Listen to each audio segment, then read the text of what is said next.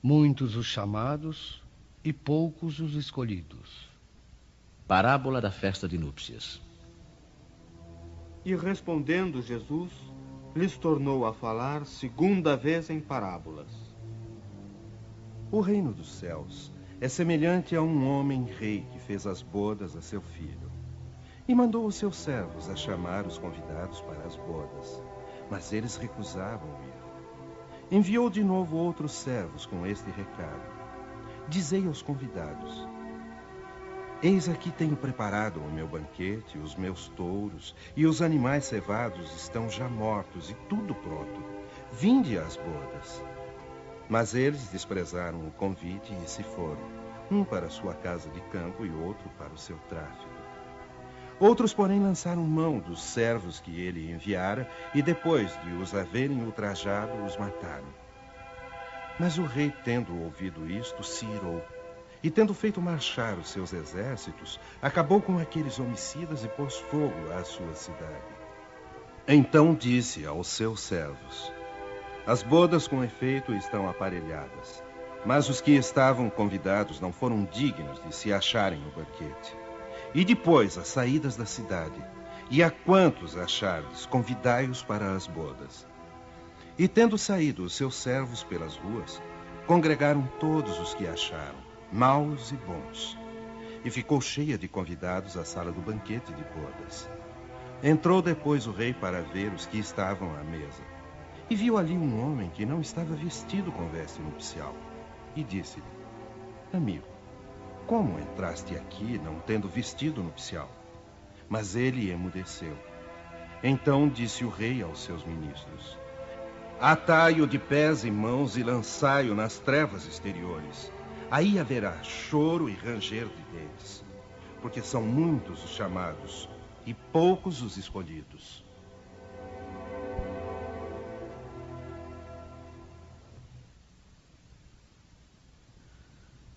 O incrédulo ri desta parábola, que lhe parece de uma pueril ingenuidade, pois não admite que haja tantas dificuldades para a realização de um banquete, e ainda mais quando os convidados chegam ao ponto de massacrar os enviados do dono da casa. As parábolas, diz ele, são naturalmente alegorias, mas não devem passar os limites do possível. O mesmo se pode dizer de todas as alegorias, das fábulas mais engenhosas, se não lhes descobrirmos o sentido oculto. Jesus se inspirava nas usanças mais comuns da vida e adaptava as suas parábolas aos costumes e ao caráter do povo a que se dirigia. A maioria delas tinha por fim fazer penetrar nas massas populares a ideia da vida espiritual, e seu sentido só parece incompreensível para os que não se colocam nesse ponto de vista. Nesta parábola, por exemplo, Jesus compara o reino dos céus, onde tudo é felicidade e alegria, a uma festa nupcial. Os primeiros convidados são os judeus, que Deus havia chamado em primeiro lugar para o conhecimento da sua lei. Os enviados do rei são os profetas que convidaram os judeus a seguir o caminho da verdadeira felicidade, mas cujas palavras foram pouco ouvidas, cujas advertências foram desprezadas, e muitos deles foram mesmo massacrados, como os servos da parábola. Os convidados que deixam de comparecer, alegando que tinham de cuidar de seus campos e de seus negócios, representam as pessoas mundanas que, absorvidas pelas coisas terrenas, mostram-se indiferentes às coisas celestes. Acreditavam os judeus de então que a sua nação devia conquistar a supremacia sobre todas as outras. Pois não havia Deus prometido a Abraão que a sua posteridade cobriria a terra inteira?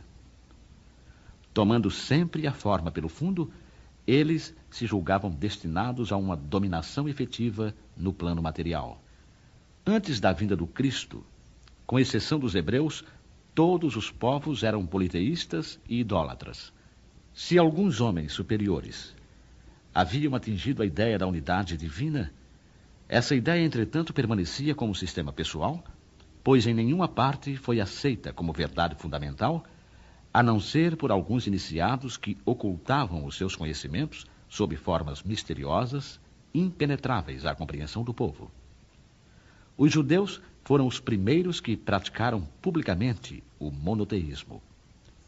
Foi a eles que Deus transmitiu a sua lei. Primeiro através de Moisés, depois através de Jesus. Desse pequeno foco partiu a luz que devia expandir-se pelo mundo inteiro, triunfar do paganismo e dar a Abraão uma posteridade espiritual tão numerosa como as estrelas do firmamento. Mas os judeus, embora repelindo a idolatria, haviam negligenciado a lei moral para se dedicarem à prática mais fácil do culto exterior. O mal chegara ao cúmulo. A nação, dominada pelos romanos, estava esfacelada pelas facções, dividida pelas seitas. A própria incredulidade havia atingido até mesmo o santuário. Foi então que Jesus apareceu, enviado para chamá-los à observação da lei e para abrir-lhes os novos horizontes da vida futura. Primeiros convidados ao banquete da fé universal, eles, no entanto, repeliram as palavras do celeste Messias e o sacrificaram. Foi assim que perderam o fruto que deviam colher da sua própria iniciativa. Mas seria injusto acusar o povo inteiro por essa situação. A responsabilidade coube principalmente aos fariseus e aos saduceus, que puseram a nação a perder. Os primeiros, pelo seu orgulho e fanatismo, e os segundos, pela sua incredulidade. São eles, sobretudo, que Jesus compara aos convidados que se negaram a comparecer ao banquete de núpcias. E acrescenta que o rei, vendo isso, mandou convidar a todos os que fossem encontrados nas ruas, bons e maus. Fazia entender assim que a palavra seria pregada a todos os outros povos, pagãos e idólatras, e que estes, aceitando-a, seriam admitidos à festa de núpcias em lugar dos primeiros convidados. Mas não basta ser convidado, não basta dizer-se cristão, nem tampouco sentar-se à mesa para participar do banquete celeste.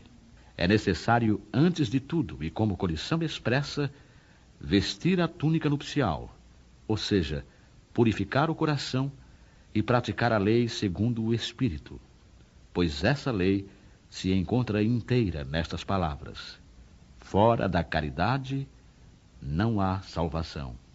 Quão poucos se tornam dignos de entrar no reino dos céus. Foi por isso que Jesus disse: muitos serão os chamados e poucos os escolhidos. A porta estreita. Entrai pela porta estreita, porque larga é a porta e espaçoso o caminho que leva à perdição. E muitos são os que entram por ela. Que estreita é a porta, e que apertado o caminho que leva para a vida, e que poucos são os que acertam com ela. E perguntou-lhe alguém: Senhor, são poucos então os que se salvam? Porfiai por entrar pela porta estreita, porque vos digo que muitos procurarão entrar e não o poderão. E quando o pai de família tiver entrado e fechado a porta, vós estareis de fora e começareis a bater a porta, dizendo: abre-nos, Senhor. E ele vos responderá dizendo: não sei de onde sois. Então começareis a dizer: nós somos aqueles que em tua presença comemos e bebemos, e a quem ensinaste nas nossas praças. E ele vos responderá: não sei de onde sois. Apartai-vos de mim, todos os que obrais a iniquidade. Ali será o choro e o ranger de dentes, quando virdes que Abraão, e Isaque, e Jacó, e todos os profetas estão no reino de Deus, e que vós ficais fora dele, excluídos. E virão do Oriente e do Ocidente, e do Setentrião, e do meio-dia, muitos que se assentarão à mesa do reino de Deus. E então os que são últimos serão os primeiros, e os que são os primeiros serão os últimos.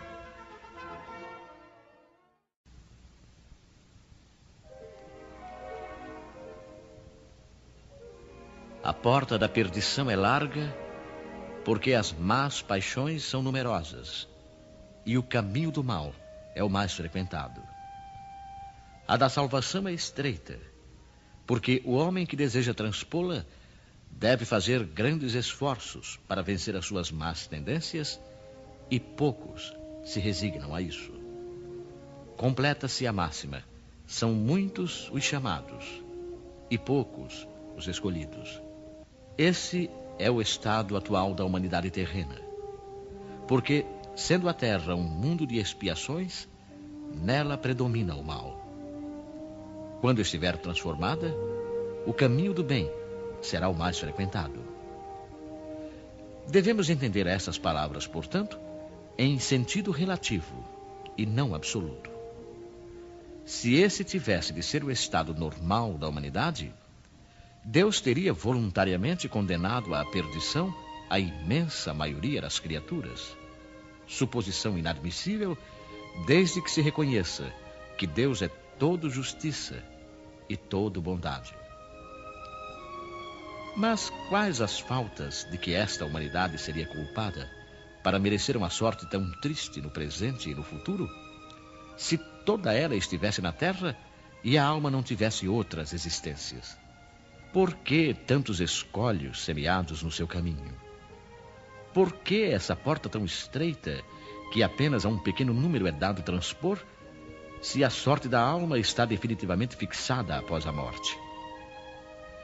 É assim que, com a unicidade da existência, estamos incessantemente em contradição conosco mesmos e com a justiça de Deus. Com a anterioridade da alma e a pluralidade dos mundos, o horizonte se alarga, iluminam-se os pontos mais obscuros da fé. O presente e o futuro se mostram solidários com o passado. E somente assim podemos compreender toda a profundidade, toda a verdade e toda a sabedoria das máximas do Cristo.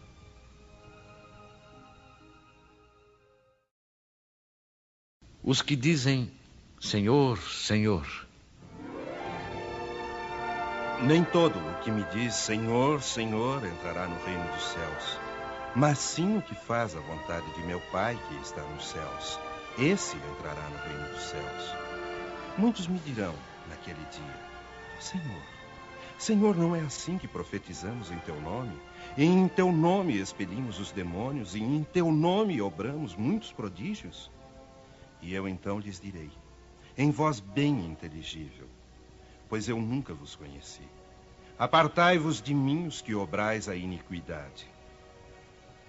Todo aquele, pois, que ouve estas minhas palavras e as observa será comparado ao homem sábio que edificou a sua casa sobre a rocha. E veio a chuva, e transbordaram os rios, e assopraram os ventos, e combateram aquela casa, e ela não caiu, porque estava fundada sobre a rocha. E todo o que ouve estas minhas palavras e não as observa será comparado ao homem insensato que edificou a sua casa sobre a areia. E veio a chuva, e transbordaram os rios, e assopraram os ventos, e combateram aquela casa, e ela caiu, e foi grande a sua ruína. Aquele, pois, que quebrar um destes mínimos mandamentos, e que assim ensinar aos homens, será chamado muito pequeno no reino dos céus.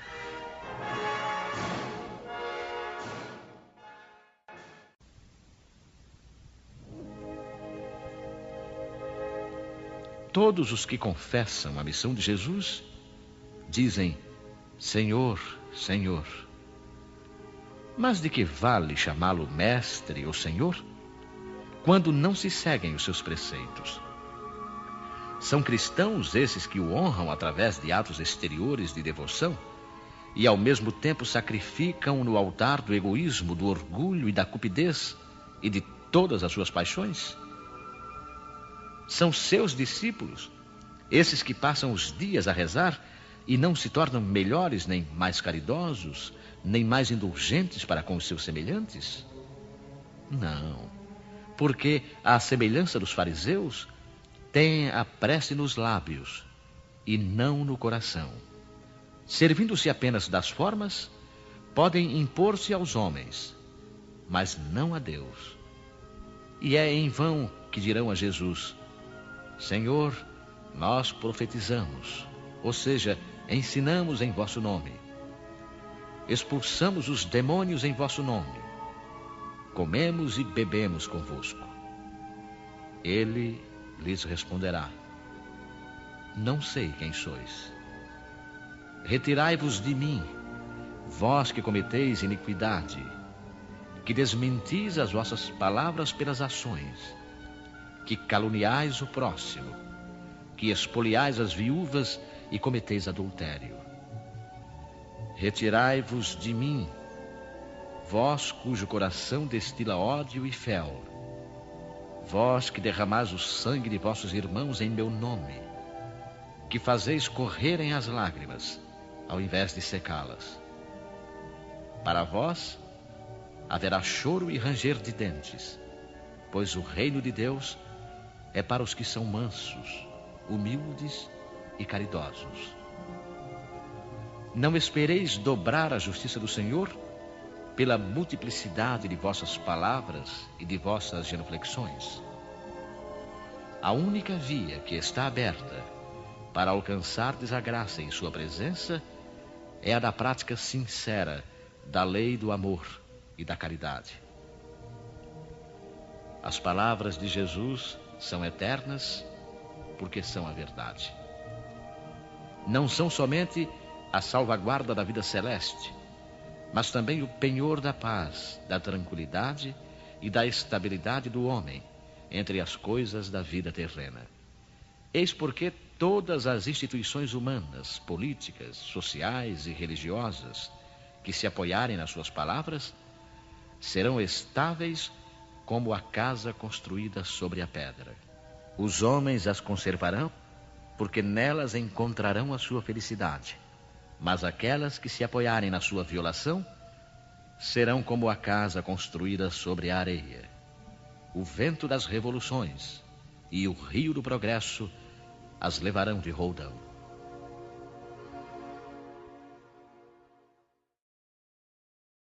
A quem muito foi dado, muito será pedido.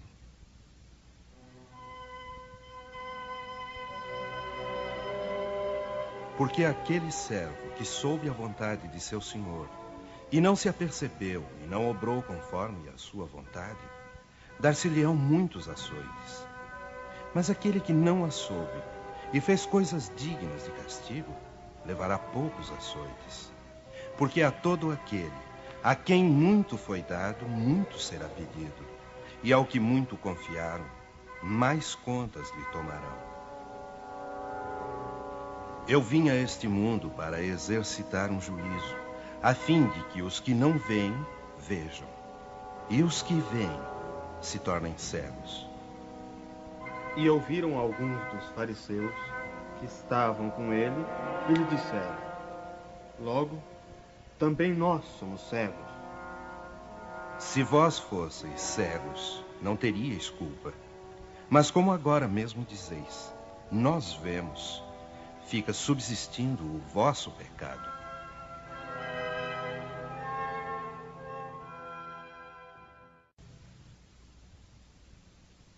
Estas máximas encontram, sobretudo, a sua aplicação no ensinamento dos Espíritos.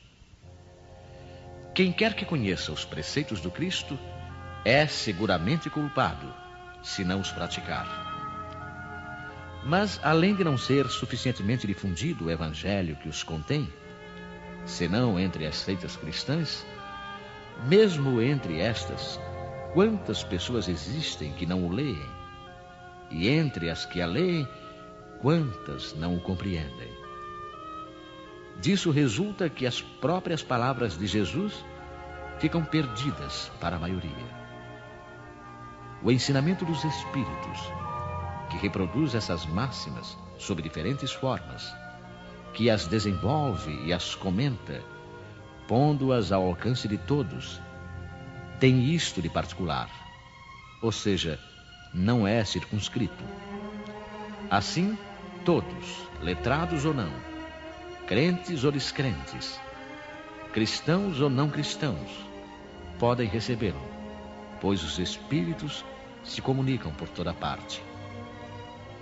Nenhum dos que o recebam diretamente ou por intermédio de outros pode pretextar ignorância ou pode desculpar-se com a sua falta de instrução ou com a obscuridade do sentido alegórico. Aquele, pois, que não o põe em prática para se melhorar, que o admira apenas como interessante e curioso, sem que seu coração seja tocado, que não se faz menos fútil, menos orgulhoso, menos egoísta, nem menos apegado aos bens materiais, nem melhor para o seu próximo, é tanto mais culpado quanto teve maior facilidade para conhecer a verdade.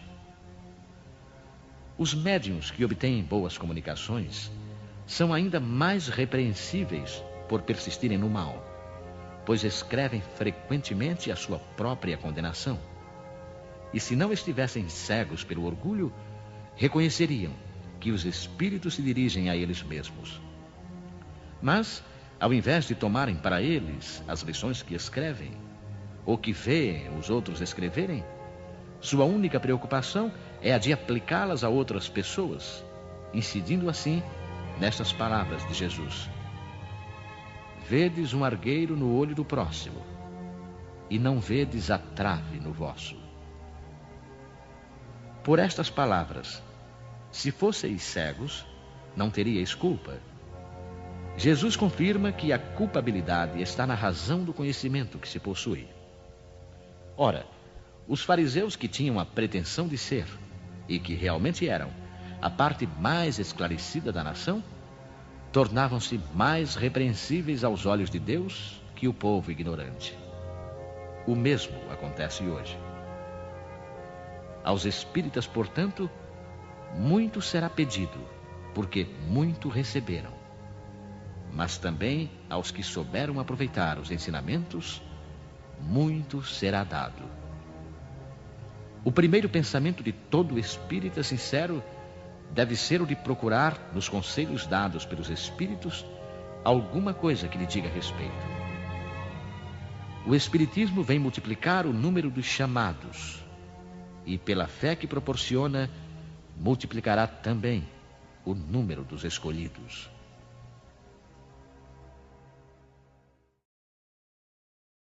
Instruções dos Espíritos.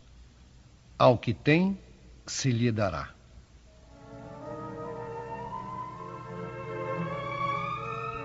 E chegando-se a ele, os discípulos lhe disseram: por que razão lhes falas por parábolas? Porque a vós vos é dado saber os mistérios do reino dos céus, mas a eles não lhes é concedido. Porque ao que tem, se lhe dará, e terá em abundância, mas aos que não têm, até o que tem lhe será tirado. Por isto é que eu lhes falo em parábolas, porque eles, vendo, não veem, e ouvindo, não ouvem, nem entendem. De sorte que neles se cumpre a profecia de Isaías, que diz: vós ouvireis com os ouvidos e não entendereis, e vereis com os olhos e não vereis. Atendei ao que ides agora ouvir.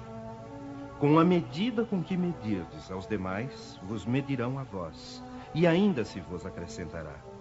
Porque ao que já tem, dar-se-lhe-á, e ao que não tem, ainda o que tem se lhe tirará.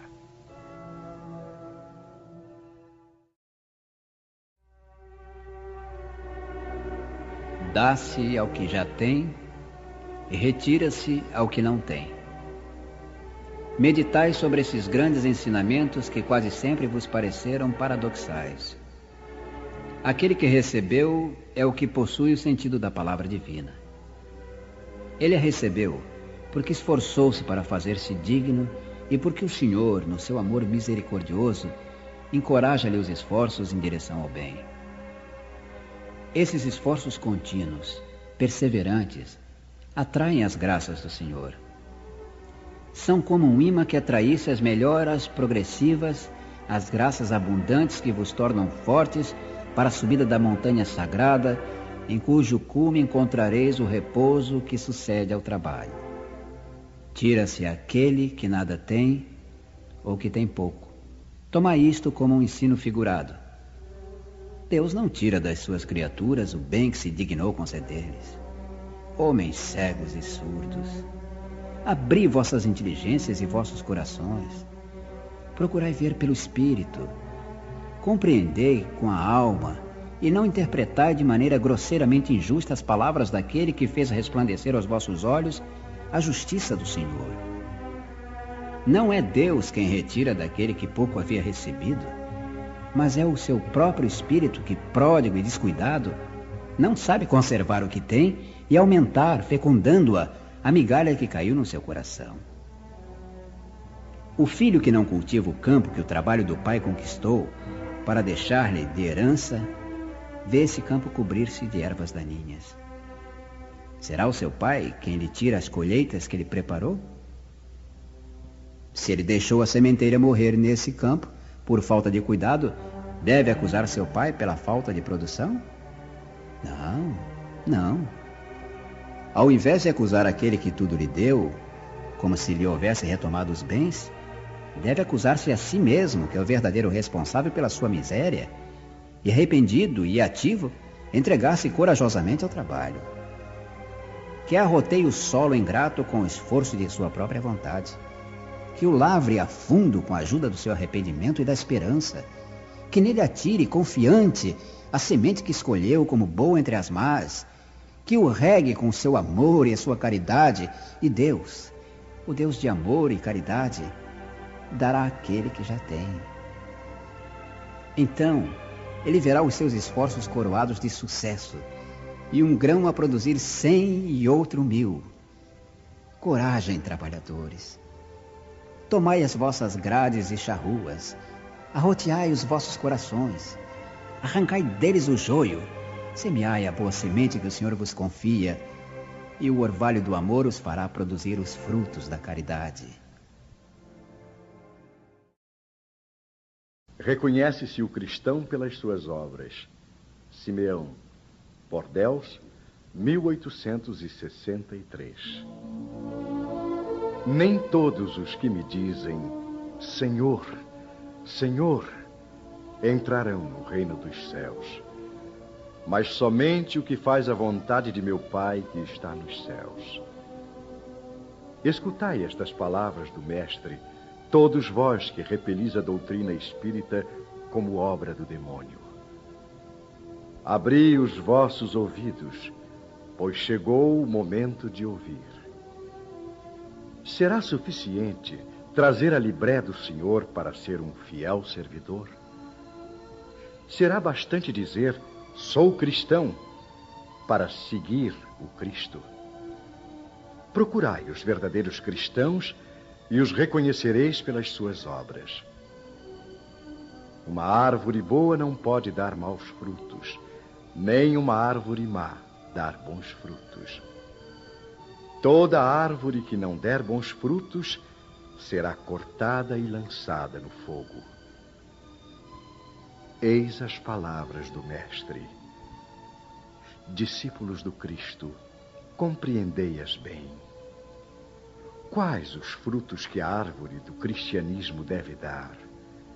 Árvore possante, cujos ramos frondosos cobrem com a sua sombra uma parte do mundo, mas ainda não abrigaram a todos os que devem reunir-se em seu redor. Os frutos da árvore da vida são frutos de vida, de esperança e de fé. O cristianismo, como o vem fazendo desde muitos séculos, prega sempre essas divinas virtudes, procurando distribuir os seus frutos. Mas quão poucos os colhem. A árvore é sempre boa, mas os jardineiros são maus. Quiseram moldá-la segundo as suas ideias, modelá-la de acordo com as suas conveniências. Para isso a cortaram, diminuíram, mutilaram. Seus ramos estéreis já não produzem maus frutos, pois nada mais produzem. O viajor sedento que se acolhe à sua sombra, procurando o fruto de esperança que lhe deve dar força e coragem, encontra apenas os ramos adustos, pressagiando mau tempo. É em vão que busca o fruto de vida na árvore da vida. As folhas tombam secas aos seus pés. As mãos do homem tanto as trabalharam que acabaram por crestá-las. Abri, pois, vossos ouvidos e vossos corações, meus bem-amados. Cultivai esta árvore da vida, cujos frutos proporcionam a vida eterna. Aquele que a plantou vos convida a cuidá-la com amor, que ainda havereis dar com abundância os seus frutos divinos. Deixai-a assim como o Cristo vô-la deu. Não a mutileis. Sua sombra imensa quer estender-se por todo o universo. Não lhe corteis a ramagem. Seus frutos generosos caem em abundância para alentar o viajor cansado que deseja chegar ao seu destino. Não os amontoeis para guardá-los e deixá-los apodrecer sem servirem a ninguém. São muitos os chamados e poucos os escolhidos. É que há os assambarcadores do pão da vida, como os há do pão material. Não vos coloqueis entre eles. A árvore que dá bons frutos deve distribuí-los para todos. E depois procurar os necessitados. Conduzi-os sob as ramagens da árvore e partilhai com eles o abrigo que ela vos oferece. Não se colhem uvas dos espinheiros. Meus irmãos, afastai-vos dos que vos chamam para apontar os tropeços do caminho e segui os que vos conduzem à sombra da árvore da vida. O Divino Salvador, o justo por excelência, disse e suas palavras não passarão. Os que me dizem, Senhor, Senhor, nem todos entrarão no reino dos céus, mas somente aqueles que fazem a vontade de meu Pai que está nos céus. Que o Senhor das bênçãos vos abençoe, que o Deus da luz vos ilumine, que a árvore da vida vos faça com abundância a oferenda dos seus frutos. Crede e orai.